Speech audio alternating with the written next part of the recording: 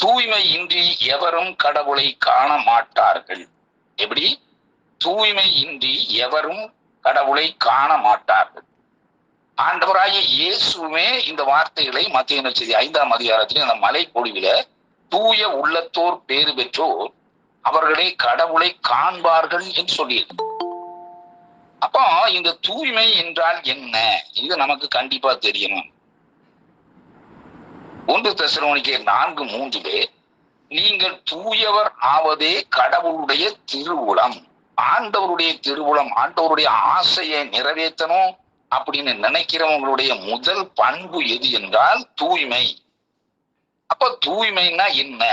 எதெல்லாம் தூய்மையா இருக்கணும் அப்படிங்கிறதா இன்றைய இறை செய்தியினுடைய தொகுப்பு. அன்பு 1 தெசலோனிக்கேயர் 4:7 நம்மை அழைத்ததே தூய வாழ்வுக்காகத்தான் ஆண்டவர் அழைச்சிருக்காரு. எப்போ? நம் தாயின் கருவில் உருவாவதற்கு முன்பே, உலகம் தோன்றுவதற்கு முன்பாகவே ஆண்டவராகிய கிறிஸ்துவில் நம்மை கடவுள் தேர்ந்தெடுத்திருக்கிறார். பார்த்து இல்லாட்டா நீங்களும் நானும் இந்த இறை வார்த்தைகளை இவ்வளவு டேஸ்டா நாம அனுபவிக்க முடியாது. எவ்வளவு அருமையான வழி. நாம இப்ப எங்க இருக்கோம்? இதுக்காக மெனக்கெட்டு நாம பஸ் ஏறி, ட்ரெயின் ஏறி, பாஸ்போர்ட் எடுத்து, விசா எடுத்து வரல. அப்படியே ஈஸியா கிச்சன்ல உட்கார்ந்து அப்படியே கால் மேல கால் போட்டு பனியனை போட்டுட்டு அல்லது சும்மா நம்ம சாதாரண நம்முடைய சிவில் ட்ரெஸ்ல உட்கார்ந்து அப்படியே நம்ம கேட்டுக்கிட்டு இருப்போம். பெரிய வாய்ப்பு அன்பாரு. இறை வார்த்தையை கேட்பதற்கு எப்படி வேணாலும் இருக்கலாம் அப்படிங்கிற ஒரு நிலைமை இருக்கு. ஆனால் அவ்வாறு இருக்கக்கூடாது என்பதை சுட்டி காட்டுவதற்கு தான் இந்த இறை செய்தி. கொஞ்சம் ஜாக்கிரதையாக இருங்க, விழிப்புடன் இருங்க. இயேசுவே நன்றி, மரியே வாழ்க. முதலாவதாக அன்பார்ந்தே நம் நடத்தையில் தூய்மை உள்ளவர்களாக இருக்க வேண்டும். இயேசுவே நன்றி, மரியே வாழ்க. இணைப்புல நிறைய நாங்க பேசிட்டு இருக்கனால எல்லாரும் கேட்டுக்கிட்டு இருப்பாங்க அப்படிங்கிற ஒரு நம்பிக்கை எனக்கு உண்டு. அன்புக்குரியவர்களே, கண்டிப்பாக நடத்தையில் தூய்மை முதலாவதாக அன்பார். 1 பேதுரு 1:15 உங்களை அழைத்தவர் தூய்மை உள்ளவராய் இருப்பது போல, நல்ல ஒரு மாடல் கொடுத்துருக்கார். நல்ல கவனிங்க, நம்மை அழைத்தவர் தான் நமக்கு மாதிரி. உங்களை அழைத்தவர் தூய்மை உள்ளவராய் இருப்பது போல நீங்களும் உங்கள் நடத்தையில் எல்லாம் தூய்மை உள்ளவர்களாக இருங்கள். நல்லா கவனிய, நடத்தையில் அப்படின்னு சொல்லப்படல. அன்பார்ந்தவர்களே, மொழிபெயர்ப்பவர்கள், இறை வார்த்தையை மொழிபெயர்ப்பவர்கள் அன்பார்ந்தவர்களே நன்றாக ஜெபித்து நன்றாக உபவாசம் இருந்துதான் மொழிபெயர்த்தார்கள் என்று விவிலிய ஆய்வாளர்கள் கூறுகிறார்கள். ஒவ்வொரு நாளும் அவர்கள் அதற்கான தூய்மை சடங்குல சரியானபடி ஈடுபட்டு தான் மொழிபெயர்த்தார்கள் அல்லது இந்த இறை வார்த்தைகளை பரிசுத்தப்படுத்தி எழுதினார்கள். பார்த்துக்கிங்க, அதை நான் நம்புறேன். என்னுடைய ஏக பரிசுத்த கத்தோலிக்க அப்போஸ்தலிக்க திருச்சபையை விசுவசிக்கிறேன். விஜயம். அப்போ இங்க சொல்லப்பட்டிருக்கிறது, உங்களை அழைத்தவர். அவருடைய மாடலை முதல்ல பார்ப்போம். அவர் எப்படி இருந்தாரோ அதே போல தூய்மை உள்ளவர்களாக நாம் இருக்க வேண்டும். அவர் எப்படி இருந்தாரு அப்படின்னு பார்க்கும் பொழுது அன்பார்களே, ஒரு சம்பவத்தை நாம் பார்க்கலாம். யோவான் நற்செய்தி 8ஆம் அதிகாரத்தில் அன்புக்குரியவர்களே அங்கே சொல்லப்பட்டிருக்கிறது. அங்க ஒரு சம்பவம். என்ன சம்பவம்? முதல்ல இருந்து நீங்க வாசிக்கலாம், பார்த்துக்கோங்க. அங்கே ஆண்டவராகிய இயேசுவிடம் ஒரு பெண்மணியை, அதாவது ஒரு விபச்சாரத்தில் கையும் மெய்யுமாக பிடிபட்டவள் என்றாலே அவளை அப்படியே கூட்டிட்டு வந்திருக்காங்க. அவ விபச்சாரத்துக்கு ஈடுபட்டு இருக்கிற அந்த டிசைன்லயே கொண்டு வர்றாங்க. ஆடைகள் கிழிக்கப்பட்டது, அவளுடைய கிழிந்த ஆடைகள் வழியாக அவளுடைய அங்கங்களை ரசிப்பதற்காக யார் வந்தாங்க அப்படின்னு நீங்க வாசிக்கலாங்க. பரிசேயர்களும் மறைநூல் அறிஞர்களும் என்று எழுதப்பட்டது. நல்லா கவனிங்க. ஏன் பரிசேயர்களும் மறைநூல் அறிஞர்களும் எழுதப்பட்ட வார்த்தையில பொதுமக்களும் எழுதப்படல? இறை வார்த்தைகள் ஒவ்வொன்றும் மிக ஆழமான அர்த்தம் உள்ளது. தயவு செய்து வாங்க.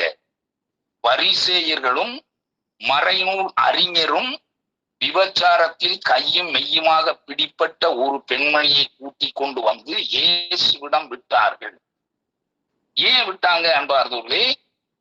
ஏன் விட்டாங்க அப்படின்னு அங்க எழுதப்பட்டிருக்கு. அவர் மீது குற்றம் கண்டுபிடிக்க வேண்டும் என்பதற்காக இவ்வாறு அவர்கள் செய்தார்கள். இதுக்கு பின்னணி ஒண்ணு இருக்கு பாத்துக்கீங்க. அதாவது இயேசுவை எப்படியாவது கொல்லணும் அப்படின்னு அன்னாசும் கைப்பாசும் முடிவு பண்ணிட்டாங்க. ஏன் அப்படின்னா இவர் அவங்க குத்தகை எடுத்திருக்காங்க. யாரு? அன்னாசு கைப்பாசு என்ற மறைநூல் அறிஞர்கள், அந்த தலைமை குருக்கள். அவங்கதான் எருசலேம் தேவாலயத்தினுடைய அனைத்து காணிக்கை குத்தகைகளும் எடுத்து பணத்தில் மிதந்த ஒரு செல்வ செழிப்பு மிக்க சீமான்கள். இப்ப இயேசு அங்க போய் என்ன செஞ்சாரு? ஆலயத்துல வழக்கமா போய் அவர் பிரசவம் பண்ணிட்டு வர்றவரு, ஜெபம் பண்ணிட்டு வர்றவரு, அன்றைக்கு என்னுடைய தந்தையினுடைய ஆலயம் கல்வர் புகை ஆகிவிட்டதோ என்று சொல்லி என்ன செஞ்சாரு? சாட்டையா அடிச்சு அந்த மேசைகள் எல்லாம் கவுத்து போட்டார். உடனே இவனுக்கு ஆஹா, இவனை உயிரோட விட்டா நல்லது இல்ல, இவனை எப்படியாவது கொன்னுறணும், அப்ப கொல்றதுக்கு இவன்ட்ட ஒரு குற்றம் கண்டுபிடிக்கணும் அப்படிங்கறதுக்காக சேரா என்ற, நல்லா கவனிங்க, ZERAH சேரா என்ற ஒரு அதிகாரியை நியமிக்கிறான். ஆமா, நல்லா கவனிங்க. இப்ப அந்த மறைநூல் அறிஞரும் பரிசேயர்களோடு இவங்க எல்லாரும் சேர்ந்து இந்த விபச்சாரத்தில் கையும் மெய்யுமாக பிடிபட்டவளை கூட்டிட்டு இயேசுவிடம் கொண்டு விட்டு, போதகரே, இந்த பெண்மணி விபச்சாரத்தில் கையும் மெய்யுமாக பிடிபட்டவள், அதான் 5 சாட்சிகள் இருந்தா அவளுக்கு தண்டனை கொடுக்கலாம். என்ன தண்டனை அப்படின்னா, மோசேயினுடைய சட்டத்தின்படி இவள் கல்லால் எறிந்து கொல்லப்பட வேண்டும். நீர் என்ன சொல்லுகிறீர்? இப்ப நல்லா கவனிங்க. அவர் மீது குற்றம் கண்டுபிடிப்பதற்காக என்று வார்த்தை எழுதப்பட்டது. அப்படின்னா அங்கே நாம் பார்க்கிறோம், இவர் எப்பா நீங்க அப்படியே மோசே சட்டத்தின்படியே செஞ்சப்பா அப்படின்னு சொல்லிட்டோம்னா, அப்படியே அப்ப அங்க ஆட்சி யார் ஆட்சி நடந்துகிட்டு இருக்கு? ரோமையருடைய ஆட்சி நடந்துகிட்டு இருக்கு. பிலாத்து, சீசருடைய தலைமையில பிலாத்து ஆளுநராக இருக்கிறார் அங்கே. அப்ப அப்படியே பிடிச்சி ஒரு பொம்பளை கொலை செய்யப்படுவதற்கு இவன் காரணமா இருந்தான் இயேசு அப்படின்னு அவனை பிடிச்சி எங்க கொடுத்துடுறான்? பிலாத்துட்டு ஒப்படைச்சு.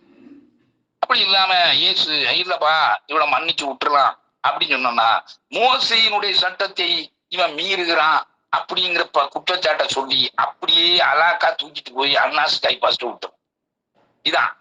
இதான் பிளான். ஆனால் அங்கு பார்க்கிறோம் என்பார்களே, இங்கு வார்த்தையை வாசிங்க. உங்களை அழைத்தவர் தூய்மை உள்ளவராய் இருப்பது போல. இப்ப இயேசு அங்கு என்ன செய்து கொண்டிருந்தார் என்பதை 8ஆம் அதிகாரம் 6வது வசனத்திலே பார்க்கிறோம். அந்த பெண்ணை நிமிர்ந்து கூட பார்க்காத உத்தம புருஷனாக குனிந்து தரையில் எழுதி கொண்டிருந்தார். என்ன எழுதியிருக்கு? எழுதி கொண்டிருந்தார். இயேசுவே நன்றி, மரியை வாழ்க. நல்லா கவனிங்க. கிறுக்கி கொண்டிருந்தார் என்றோ, அல்லது ஓவியம் வரைந்து கொண்டிருந்தார் என்றோ, அல்லது என்னத்தையோ கிறுக்கிட்டு இருக்காருன்னு எழுதப்படல. எழுதி கொண்டிருந்தார் என்று 2 முறை எழுதப்பட்டிருக்கு. பாத்து அப்படின்னா அவர் எழுத்து தான் எழுதியிருக்கணும். நல்லா கவனிங்க. இயேசு குனிந்து தரையில் எழுதி கொண்டிருந்தார். நல்லா கவனிங்க அன்பார்களே. இயேசுவே நன்றி, மரியை வாழ்க. நல்லா கவனிங்க. அப்ப 7வது வசனத்துல அவர்கள் அவரை விடாமல் கேட்டு கொண்டிருந்ததால் அவர் நிமிர்ந்து அவர்களை பார்த்து, உங்களுள் பாவம் இல்லாதவர் இவள் மேல் முதல் கல் எறியட்டும் என்று கூறினார். சொல்லிட்டு உடனே 8ஆம் வசனத்துல பார்க்கிறோம், மீண்டும் குனிந்து தரையில் எழுதி கொண்டு. இந்த தரையில் எழுதி கொண்டிருந்தார்னு ஏன் எழுதப்பட்டிருக்குன்னா அன்பார்களே, நல்லா கவனிங்க. இங்க வந்திருக்கிற யாரு? மறைநூல் அறிஞர், பரிசேயர்கள். இவர்கள் கண்டிப்பாக மறைநூலை கரைத்து குடித்தவர்கள். பரிசேயர்களும் அப்படித்தான். அப்போ நீங்க தயவு செய்து யாராவது ஒரு ஆள் எடுத்து வாசிக்கிறதுக்கு தயவு செய்து முயற்சி பண்ணுங்க. முயற்சி பண்ணுங்க. வெற்றி பெற்றா ஓகே, பாராட்டுவேன். எரேமியாவுடைய புத்தகம் 17ஆம் அதிகாரம் 13வது இறை திருவசனம். எரேமியா 17:13. எரேமியா 17:13.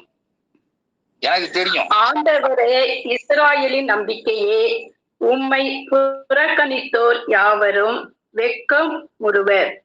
உம்மை விட்டு அகன்றோர் தரையில் எழுதப்பட்டோர் ஆவர். ஏனெனில் அவர்கள் சகோதரி போதும். உம்மை விட்டு அகன்றவர்கள் தரையில் எழுதப்பட்டோர் ஆவர். இந்த மறைநூல் அறிஞர்களும் பரிசேயர்களும் இது அவங்களுக்கு தெரியும். நல்லா கவனிங்க அன்பார்ந்தவர்களே. தரையில் எழுதப்பட்டோர் ஆவர். இவர் ஒரு போதகர். இவர் சிறந்த இறை வார்த்தைகளை போதிப்பவர். இவர் மேல வேற குற்றம் கண்டுபிடிக்க முடியாம இந்த குற்றத்தை சாட்டி இவர் சொல்லலாம்ட்டு அவங்களுக்கு நல்லா தெரியும், மனசாட்சி இல்லாம தான் நாம வந்திருக்கோம்னு. அப்போ தரையில் எழுதுகிறார் என்றால் அப்ப என்ன எழுதியிருக்கிறாருன்னு பாக்குறதுக்காக சேரா மற்றபடி அந்த அறிஞர்கள் ஒவ்வொருவராக ஒண்ணு உத்து பாக்குறாங்க. அப்படி உத்து பார்க்கும்போது உன் பேரு விஜயன், நீ இன்னென்ன மாதிரி இன்னென்ன மாதிரி இன்னென்ன மாதிரி பாவம் செஞ்சிருக்க, இப்படிப்பட்ட கடவுளுக்கு கட்டளைகளை மீறி இருக்கிற அப்படிங்கிறது அங்க படமா ஓடுது அல்லது எழுதப்பட்டிருக்கு. செத்தான் சேகர், அப்படியே கல்ல போட்டுட்டு போயிட்டான். அவர் பார்த்த பொழுது ஒரு பயனும் அங்க இல்லைன்னு எழுதப்பட்டிருக்கான் பார். ஒருத்தனும் பேசவே இல்லை. ஆமென். ஆண்டவரை விட்டு அகன்றவர்கள் தரையில் எழுதப்பட்டவர்கள் ஆவார்கள். இதுதான் அங்க நடந்துதான் பார். ஆண்டவரே சொன்னார், உங்களில் பாவம் இல்லாதவர் அப்படின்னு குனிஞ்சு மறுபடியும் தரையில எழுதுறாருன்னா, இத பாரு வந்து எரும மாடுகளா, சட்டி தலையணுமா, இன்னைய வந்து பாரு, இங்க உட்கார்ந்து குனிஞ்சு பாரியா, இந்த பாவம் இல்லாதவன் முத கல் எரியில என்று சொல்லி ஆண்டவர் சொன்னார் என்பார். அவர்கள் அனைவரும் போய்விட்டார்கள். ஆண்டவர் அந்த பொம்பளையை கூட அன்பார்கள். உண்மையிலதான் ஆண்டவர் ஒரு உத்தம புருஷன் அன்பார். பெண்மணிகளை அன்பார்களே திருவிவிலியத்தின்படி மற்றும் துறவரத்தினுடைய சட்டத்தின்படி அன்பார்களே நேசரீன் என்ற அந்த விரதம் உள்ளவர்கள், கடவுளுக்கு அர்ப்பணமானவர்கள், ஆண்களையோ பெண்களையோ முகத்தை பார்த்து பேசக்கூடாது, தாய் உட்பட அன்புக்குரிய தான் கத்தோலிக்க கிறிஸ்தவம். ஓடிவாங்க. அந்த காலத்து துறவிகளுக்கு அன்பார்களே மிக முக்கியமான மூல பாடமாக இப்பவுமே இருக்கு. ஆனா அதை சொல்லி கொடுக்குறாங்களா என்னமோ தெரியல. அதான் பெரிய அசிங்கப்பட்டு போய் கிடக்குது.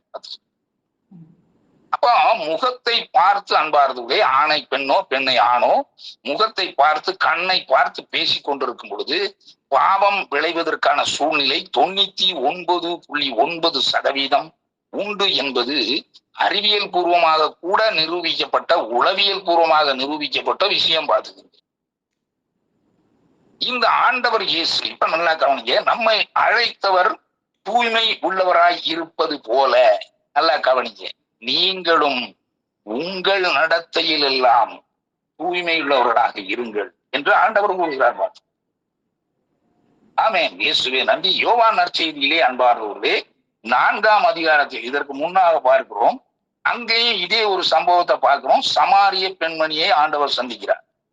அவளும் விபச்சார பாவம் செஞ்சவள் தான். ஆமா, அவளும் 5 கணவர் இருந்தாங்க ஏற்கனவே, 6ஆவது கணவர் உனக்கு இப்ப இருக்கிறவன் அப்படின்றத இயேசு சுட்டி காட்டுறாரு. பாத்துக்கீங்க.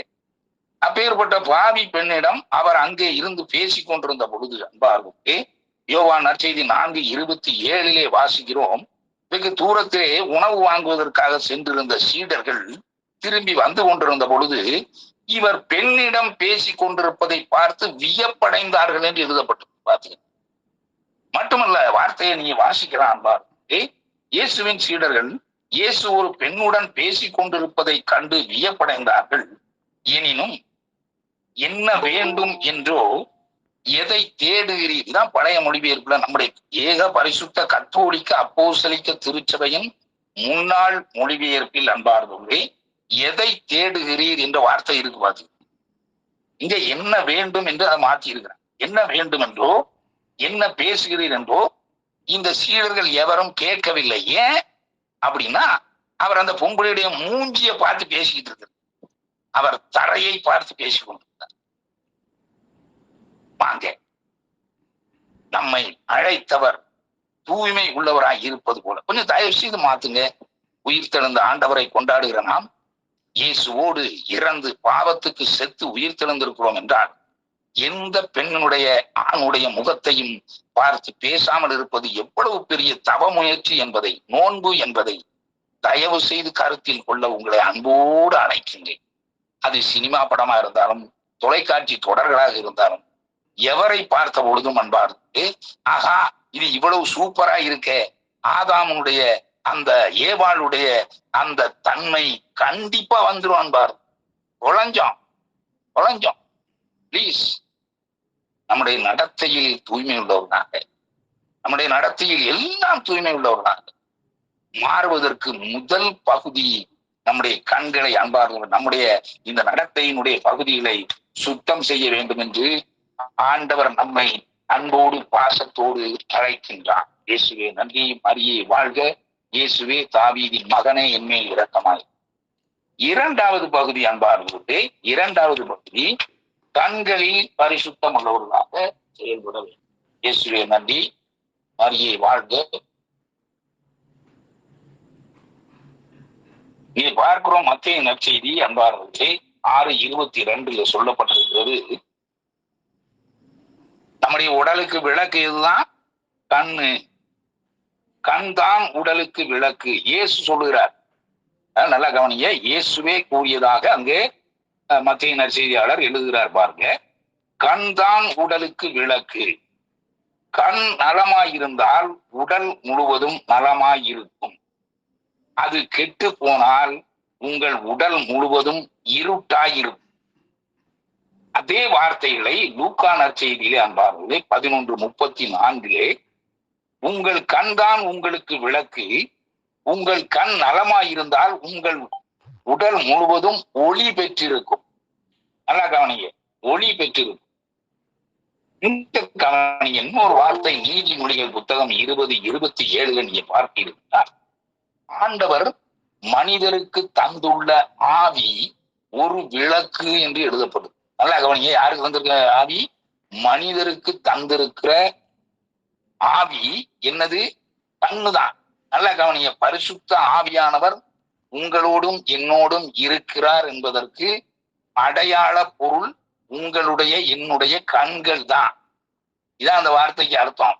ஆயர் ஃபுல்டன் ஷீன் அவர்கள், பேராயர் ஃபுல்டன் ஷீன், அமெரிக்காவினுடைய மிக தலை சிறந்த கத்தோலிக்க மிகச்சிறந்த இறையியல் வல்லுனர் என்பார்களே, அவர் கூறுகிறார் பாருங்க, மனிதருக்கு தந்துள்ள கண்கள் தான் பரிசுத்த ஆவி உன்னோடு இருப்பதற்கான மகா பெரிய மேன்மை மிகுந்த அடையாள உறுப்பு.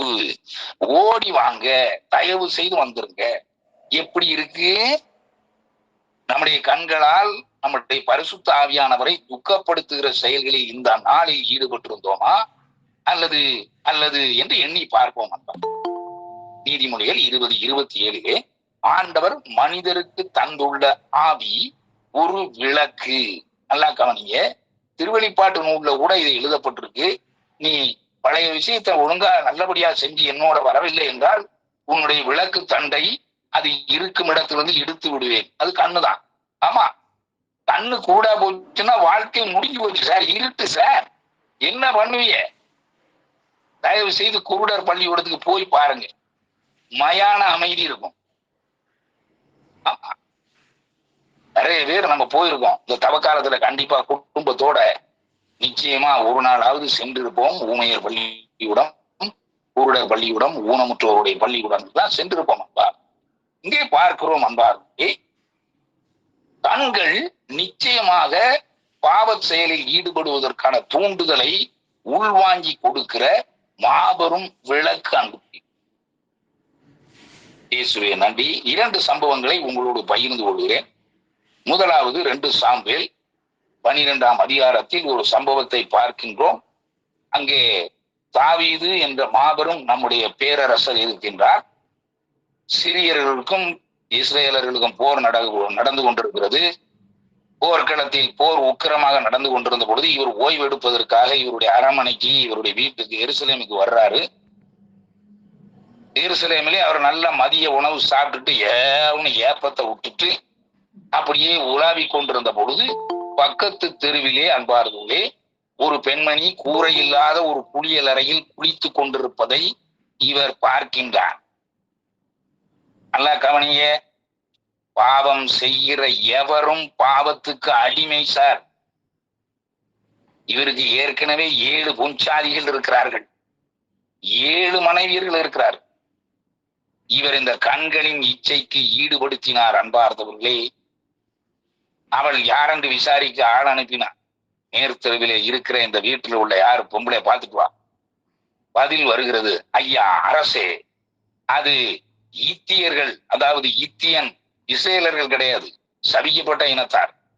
ஈத்தியன் உரியாவினுடைய வீடு. திருமணமாகி அந்த திருமண சடங்குகள் முடிவதற்கு முன்பாக அவன் போர்க்களம், நமக்கு போர் ஏற்பட்டனால போர்க்களத்துக்கு வாலிபர்கள் செல்ல வேண்டும் என்பதற்காக போர்க்களம் போயிட்டான். அவனுக்கு ஒப்பந்தமாயிருக்கிற மனைவிதான் நீங்க பார்த்தது அப்படின்னா, ஆகா, கைவிடாத ரோசா. உடனடியாக அவளை சென்று அவளை வரவழைத்து இவர் அனுபவித்துக் கொண்டார் என்று எழுதப்பட்டிருக்கு. யூத முறைப்படி, நம்முடைய முறைப்படியும் தான் அன்பார்ந்தவர்களே, நம்ம இந்த திருமண பொருத்தம்லாம் பார்க்க போறாங்கல்ல, போறாங்கன்னு சொல்லக்கூடாது, போறோம் இல்லைன்னு மட்டும் போய் சொல்லிடுறாங்க. ஆமா, கல்யாண பொருத்தம், சாதக பொருத்தம், சோசிய பொருத்தம் இந்துக்கள் பார்க்கிறாங்களோ இல்லையோ, கத்தோலிக்கர்கள் கரெக்டா நிறைய பேர் 90%, நீங்க 10% இருந்தா ஒரு வெரி குட், ரொம்ப நல்லது. ஆமா, பாக்குறாங்க. அப்படி பார்க்கும் பொழுது அன்பார்களை கல்யாணத்தை எப்ப நியமிப்பாங்க அப்படின்னா, மாதவிடாய் நின்று அந்த 15 நாட்களுக்கு அந்த இடையில தான் கல்யாணத்தை நடத்துவாங்க. ஏன்னா அப்பதான் குழந்தை தணிக்கும் அப்படிங்கிறதா. இப்படி ஏற்பட்டதால் அன்பார்ந்தவர்களே, இவளுக்கு அவளுடைய மாதவிடாய் நின்றது சரியானபடி அறியப்பட்டது. அவள் கருவுற்று இருக்கிறார் என்ற செய்தியை தாவீதுக்கு அறிவிக்கப்பட்டது. அன்பார்ந்து தாவீதுக்கு கிளி பிடிச்சு போச்சு, பயம் பிடிச்சு போச்சு. ஐயையோ, நம்ம தப்பு செஞ்சிட்டோமே. ஏன் பயம் வந்தது?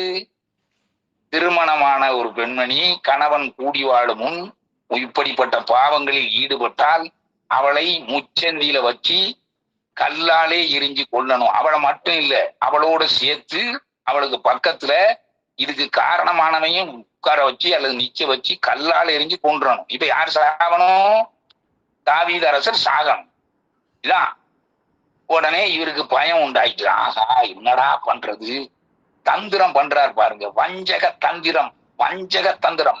பாரதருடைய பரிசுத்தாவி பெற்றவர், அவ்வளவு பெரிய கோலியாத்தை அடித்து நொறுக்கியவர், 1000க்கு மேற்பட்ட பயங்கரமான வீரர்களை கூட கொன்று அழித்து பயங்கரமான வெற்றிகளை சம்பாதித்த மாபெரும் அரசர், ஆண்டவரால் தேர்வு செய்யப்பட்ட சிறந்த ஒரு மனிதர் இங்கே கீழே விழுகிறார். ஆமென். கண்களின் இச்சை, பாவம் செய்கிற எவரும் பாவத்துக்கு அடிமை. அன்புக்குரியவர்களே, இவர் உடனடியாக அந்த தளபதிக்கு கடிதம் எழுதுகிறார். தளபதி அவர்களே, உரியாசு என்பவனுக்கு 10 நாள் லீவு கொடுத்து இங்க அனுப்புங்க, அவனை என்னைய பார்க்க சொல்லிட்டு வீட்டுக்கு போக சொல்லுங்க அப்படின்ட்டார். உரியாசு வர்றாரு. ஆண்டவனே, எனக்கு என்னத்துக்கு லீவு? அது என்னப்பா நீ கல்யாணம் முடிஞ்சு ஒரு உருப்படியா சடங்கு முடிகிறதுக்கு முன்னால நீ போயிட்ட, புது மனைவி, ஐயோ பாவம், நீ வீட்டுக்கு போய் உன் பாதங்களை கழுவி கொடு அப்படிங்கிற மாதிரி அவர் சொல்ற. நல்லா கவனிங்க. அப்படி அவன் பாதம் கழுவுறதுக்காக அவன் வீட்டுக்கு போயிட்டான் அப்படின்னா அந்த கருவுக்கு சொந்தக்காரன் யார் ஆயிடுவான்? உரியாஸ் ஆயிடுவான். கேக்குதா அவங்களுக்கு? கேட்கும், கேட்கும், கண்டிப்பா கேட்கும். வஞ்சக தந்திரம். பாவம் செய்கிற எவனும் பாவத்துக்கு அடிமை. அன்பு, இவர் கண்களின் தூய்மை இல்லாததால் இவர் கீழே விழுந்தார். இதோ அவன் கேட்கிறான், ஆண்டவனே எனக்கு ஏன் லீவு அப்படின்னு சொல்லிட்டு கேட்கும்போது இவர் சொன்னாரா? அப்ப தாவீது அரசர் சொல்றாரு, எப்பா நீ இப்படி இருந்தோடனே அதற்கு பதில் அந்த உரியாசு சொல்லுகிறார், என்னுடைய நண்பர்களும் ஆண்டவருடைய பேழையும் போர்க்களத்தில் இருக்கிறது, எனக்கு மனைவி சுகம் தேவையில்லை அப்படின்னு சொல்லிட்டு நான் இன்னைக்கு ராத்திரி நம்ம அரமண மண்டபத்திலே படுத்துட்டு காலையில எந்திரிச்சு போயிடுற அரசே என்று மண்டபத்தில் படுத்து புரட்ட விட்டு தூங்கிட்டான். அவன் தூங்குனா, ஆனா தாவீது அரசருக்கு தூக்கம் வரல. பாவம் செய்கிற எவனும் பாவத்துக்கு அடிமை. ஆண்டவர் இயேசுவே இது சொன்னார். அன்பா, இயேசுவே நன்றி, மரியே வாழ்க, இயேசுவே தாவீதின் மகனை எங்கள் மேல் இரக்கமாயிருந்தான். அடுத்தாப்புல அன்பா இருக்கு, மறுநாள் அவனை அழைத்து தன்னுடைய மேசையிலே சாப்பாட்டை கொடுத்து நல்ல சோமபானம் சுரபானம் என்று சொல்லக்கூடிய போதை பொருளை ஏற்றி நல்ல அசிங்கம் பிடிச்ச வார்த்தைகள்லாம் சொல்லி அவனுக்கு காம வெறியை தூண்டி, எப்பா இன்னைக்காவது வீட்டுக்கு போ என்று தாவீது அரசர் கேட்டுக் கொள்கிறார். ஆனால் அந்த மாவீரன் அன்றைக்கும் போகாம மண்டபத்திலே படுத்து தூங்கிட்டான். ஐயோ பாவம், பாவம் செய்கிற மனிதன் நீங்களா இருந்தாலும் நானா இருந்தாலும் இதைத்தான் செய்வோம். ஒரு பாவத்தை மறைக்கிறதுக்கு 9000 பாவங்களை செய்து உள்ளுக்கு உள்ள அழுக்கு பிடிச்சவர்களாக இருக்கிறோம் என்பார். அதனாலதான் நம்ம குடும்பத்துல நினைவாற்றல் குறைவு, வருமானத்தில் உண்மையான பலம் இல்லை, யானைக்கு தீனி போட்ட மாதிரி முன்வாசல்ல கொண்டு போற வருமானம் பின்வாசலுடைய போறதே தெரிய மாட்டேங்குது. காரணம், கண்களில் தூய்மை இல்லை. ஓடிவாங்க, 40 பக்கம் நோட்டு 10 ரூபாய்க்கு வாங்கி எழுதுங்க. இன்னென்ன பாவங்களை செய்திருக்கிறாங்க. ஒரு நல்ல தியான சென்றரை கண்டுபிடிங்க. ஒரு அருட்தந்தையை பாருங்க. நம்முடைய பங்கு தந்தையை கூட பார்க்கலாம். பார்த்து ஒரு நல்ல ஒரு பாவ சங்கீர்த்தனம் செய்து விடுதலை அடைந்து விடுங்கள். இப்படி ஆண்டவர் இவர் இந்த தாவீது அரசர் அவன் சாகும்படியான கடிதத்தை அவன்கிட்டே கொடுத்து அனுப்புறாரு. போர்க்களத்தில் கொல்லப்படுகிறார். அதன் பிறகு தாவீது அரசர் மக்களை எல்லாம் கூப்பிட்டு, அன்பார்ந்த மக்களே, ஷமா இஸ்ரவேலே, இதோ நம்முடைய படையிலே பணிபுரிந்த உரியாசு வீர மரணம் அடைந்து விட்டார். அவருடைய புது இளம் மனைவி ஐயோ பாவம், ஆகவே என்னுடைய மனைவியர்களில் ஒருத்தியாக அவளை சேர்த்துக் கொள்கிறேன் அப்படி சொன்ன மக்கள்லாம் கை தட்டுனாங்க, விசில் அடிச்சாங்க. இவ்வளவு பெரிய பேரரசர் ஒரு சாதாரண ஏழை குடும்பத்துக்கு இவ்வளவு பெருசா செய்யறாரு. நம்ம நினைப்போம்ல, இப்ப நீங்களே விசில் அடிச்சு கை தட்டலாம். ஆமா ஆமான் பார்த்தோம். இப்படி செய்தார்கள். ஆண்டவர் பார்த்தார், என்னுடைய மகன் பாவம் செஞ்சிருக்கிறான். அவன் பாவத்தை சுட்டி காட்டுவதற்காக இதோ நான் நாத்தானை அனுப்புகிறேன். அவருடைய உறவினர்களிலே ஒருவரை ஆண்டவர் தேர்ந்தெடுத்து, நாத்தான் என்பவரை தேர்ந்தெடுத்து அவருடைய பாவத்தை சுட்டி காட்டுவதற்காக எப்படி நம்ம பங்கு தந்தை அனுப்பப்பட்டிருக்கிறாரோ அதே போல நாத்தானை ஆண்டவராகிய கடவுள் தாவீதிடம் அனுப்பினார். நாத்தான் இந்த சம்பவத்தை சொல்லும் பொழுது, அன்பார்ந்து நல்லா கவனிங்க, நாத்தான் இந்த பாவத்தை சொல்லும் பொழுது 12ஆம் அதிகாரம் 2 சாமுவேல் 11:12 நீங்கள் வாசிப்பீர்கள் என்றால், தாவீது அரசர் அவர்களே, நீங்கள் உரியாவின் மனைவி பத்சேபாளை அந்தரங்கத்தில் கற்பழித்தீர். கடவுள் பார்த்து கொண்டிருந்த உம்முடைய மனைவியர்கள் அத்தனை பேரையும், நல்லா கவனிங்க, உம்முடைய மனைவியர்கள் அத்தனை பேரையும் சூரிய வெளிச்சத்தில் பட்ட பகலில் வேற்று நாட்டு மன்னர்கள் உன் கண்ணுனால கற்பழிப்பாங்க. இது ஆண்டவரின் அருள்வாக்குன்னு சொன்னார். எப்படி இருக்கும்? இந்த இணைப்புல இருக்கிறவங்க இன்னென்ன பாவத்தை செஞ்சிருக்கீங்க, இந்தந்த பேர் உள்ளவங்க அப்படின்னு விஜயன் சொல்றாருவங்க. நாளைக்கு காலையில தலைக்கு கழுத்துக்கு மேல தலை இருக்குமா? கண்டிப்பா இருக்காது. கண்டிப்பா இருக்காது. நிச்சயமா உறுதியிலும் உறுதி. தாவீது அரசர் செஞ்சிருக்கலாம்ல. பாவம் சுட்டி காட்டப்படும் பொழுது அதற்கு மடங்கி கொடுத்து என்னுடைய பங்கு தந்தையை நான் அணுகுவேன் என்று முடிவு நீங்கள் எடுப்பீர்கள் என்றால் கண்களில் தூய்மையாக முடியும். தயவு செய்து வாங்க, தயவு செய்து வாங்க. இல்ல சார், நாங்க எங்க சாமியாரை பத்தி எங்களுக்கு நல்லா தெரியும்ல, எங்க சாமியாரு எவ்வளவு பெரிய அயோக்கியன்னு எங்களுக்கு நல்லாவே தெரியும் அப்படின்னு நீங்க சொல்லும் பொழுது, அன்பார்ந்தவர்களே, நீங்கள் வாள் எடுத்து அந்த நாத்தானை வெட்டுகிறீர்கள். ஆமா, இந்த தாவீது அரசர் நினைச்சிருந்தா அப்படியே வாழை உருவி ஒரே வெட்ட அந்த அரமனையிலே அந்த நாத்தானை வெட்டி வீசி இருக்கலாம்ல சார். அதனாலதான் சார் ஆண்டவர் தாவீதை தேர்ந்தெடுத்தார். கடவுள் தாவீதை தேர்ந்தெடுப்பதற்கு ஒரே ஒரு காரணம், அவர் செய்த பாவ சங்கீர்த்தனம் மட்டும்தான். மோவான ஏக பரிசுத்த கத்தோலிக்க அப்போஸ்தலிக்க திருச்சபை மட்டும் அதை செஞ்சுக்கிட்டு இருக்கான் பாருங்க. நாமெல்லாம் மாறுதட்டி பெருமை கொள்ள வேண்டியவர்கள். இதுவும் அந்த முதல் பாவ சங்கீர்த்தனம், அந்த வாசிங்க, அந்த 13வது வசனம் வாசிங்க, எடுத்து வச்சிருப்பீங்களே.